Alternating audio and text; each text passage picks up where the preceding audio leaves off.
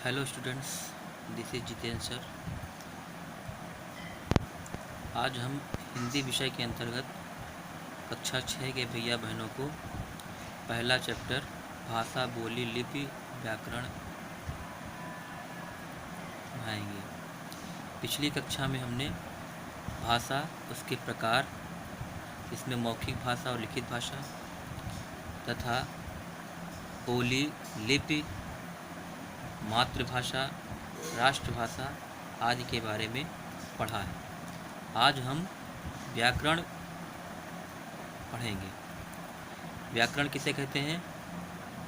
व्याकरण ज्ञान की वह शाखा है जिसकी सहायता से किसी भाषा को शुद्ध रूप में लिखना, पढ़ना तथा बोलना सीखा जाता है। व्याकरण ज्ञान की वह शाखा है जिसकी सहायता से किसी भाषा को शुद्ध रूप में लिखना, पढ़ना तथा बोलना सीखा जाता है। से इन वाक्यों को पढ़ें। वह खाएंगे खाना, लाओ पानी एक गिलास लिए मेरे। तो यह व्याकरण की दृष्टि से अशुद्ध है। यह दोनों वाक्य व्याकरण की दृष्टि से अशुद्ध है, क्योंकि इनमें भाषा के नियमों का पालन नहीं किया गया है। यदि भाषा के नियमों की सही जानकारी ना हो तो भाषा के शुद्ध रूप का ज्ञान प्राप्त नहीं किया जा सकता। भाषा के शुद्ध रूप का ज्ञान कराने के लिए ही व्याकरण का अध्ययन आवश्यक है। तो इन दोनों वाक्यों का शुद्ध रूप इस प्रकार है। वह खाना खाएंगे, मेरे लिए एक गिलास पानी लाओ। इस प्रकार से व्याकरण वह शास्त्र है जो भाषा को शुद्धता से बोलना व लिखना सिखाता है। ओके, व्याकरण वह शास्त्र है जो भाषा को शुद्धता से बोलना व लिखना सिखाता है। अब हम व्याकरण के भाग पढ़ेंगे। Parts of grammar. व्याकरण के 3 भाग होते हैं।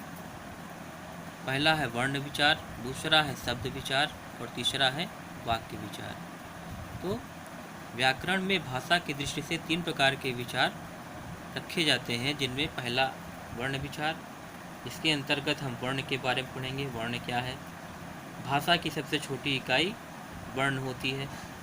इसमें वर्णों के भेद, उनके उच्चारण और उनके प्रयोग के बारे में विचार किया जाता है। दूसरा है शब्द विचार। शब्द किसे कहते हैं?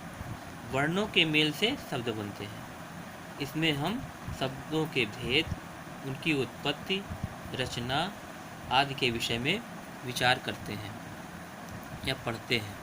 तीसरा है वाक्य विचार। इसमें वाक्य किसे कहते हैं? शब्दों से वाक्य बनते हैं या शब्दों के सार्थक मेल से वाक्य बनते हैं। इसमें हम वाक्य के भेद, रचना, विराम चिन्ह का प्रयोग कहाँ किया जाता है आदि के विषय में विचार करेंगे। अब हम इस चैप्टर के अभ्यास कराएंगे। अभ्यास में सबसे पहले ऑब्जेक्टिव क्वेश्चन है। इसमें सही विकल्प पर टिक करना है। पहला है भाषा के माध्यम से हम प्रकट करते हैं अपने व्यवहार, अपने विचार, अपना कार्य। अपने विचार, इसमें दूसरा ऑप्शन सही है। हम भाषा के माध्यम से अपने विचार प्रकट करते हैं। दूसरा है भारत के संविधान में भाषाओं को मान्यता दी गई है। भारत के संविधान में कितनी भाषाओं को मान्यता दी गई है? 22 भाषाओं को मान्यता दी गई। इसका भी दूसरा ऑप्शन सही है। आगे देखेंगे इसका तीसरा क्वेश्चन। भाषा के मौखिक रूप को कहते हैं। भाषा के मौखिक रूप को कहते हैं बोली। भाषा के मौखिक रूप को बोली कहते हैं। फिर करेक्ट इनकरेक्ट क्वेश्चन है। सही वाक्य के सामने सही, गलत वाक्य के सामने गलत का निशान लगाइए। पहला है भाषा के लिखने का ढंग बोली कहलाता है। भाषा के लिखने का ढंग बोली कहलाता है। यह गलत है। भाषा के लिखने के ढंग को लिपि कहते हैं, इसलिए ये गलत है। ओके, अगला, विद्यार्थी परीक्षा में लिखते समय मौखिक भाषा का प्रयोग करता है। फिर गलत है। लिखते समय लिखित भाषा का प्रयोग किया जाता है, ये भी गलत है।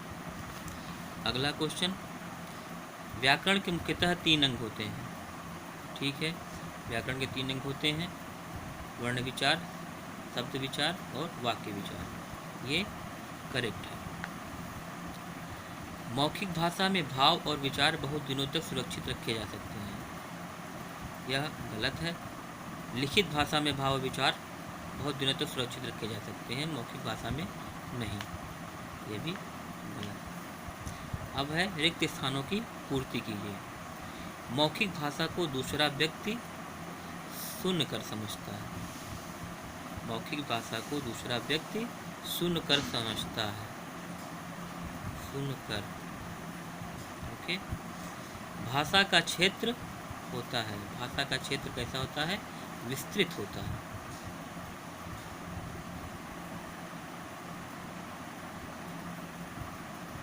विस्तृत।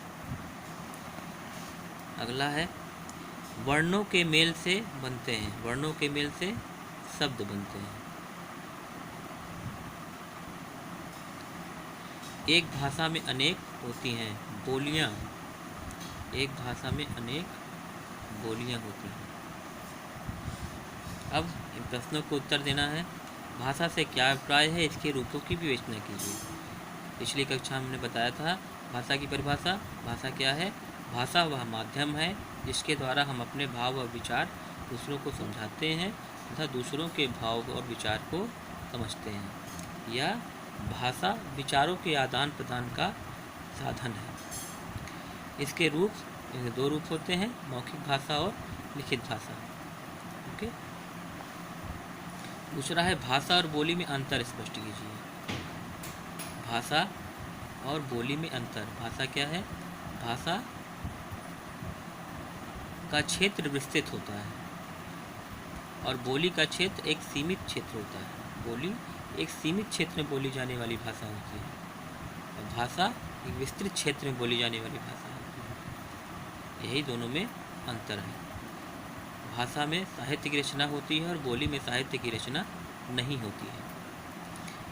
अगला है मातृभाषा और राष्ट्रभाषा किसे कहते हैं, अंतर स्पष्ट कीजिए। मातृभाषा क्या है? वह भाषा जो हम अपने परिवार में अपनी माँ से, अपने परिवार के अन्य सदस्यों से सीखते हैं, वह मातृभाषा है। और राष्ट्रभाषा जो किसी भी राष्ट्र के, किसी भी देश के विस्तृत क्षेत्र में बोली जाती है, वह राष्ट्रभाषा कहलाती है। यह इन दोनों में अंतर है। तीसरा है, चौथा क्वेश्चन है व्याकरण के 3 भेदों को समझाइए। व्याकरण के तीनों भेदों को अभी हमने बताया, वर्ण विचार, शब्द विचार और वाक्य विचार। तीनों के बारे में, वर्ण किसे कहते हैं, शब्द किसे कहते हैं और वाक्य किसे कहते हैं, ये भी बताए हैं। उससे आप अपनी कॉपी में नोट कर लेंगे, ये सारे क्वेश्चन कर लेंगे और इसको याद भी करेंगे। अब हम अगली क्लास में दूसरा चैप्टर शुरू करेंगे जिसका नाम है वर्ण विचार। तो आज के लिए बस इतना ही। धन्यवाद।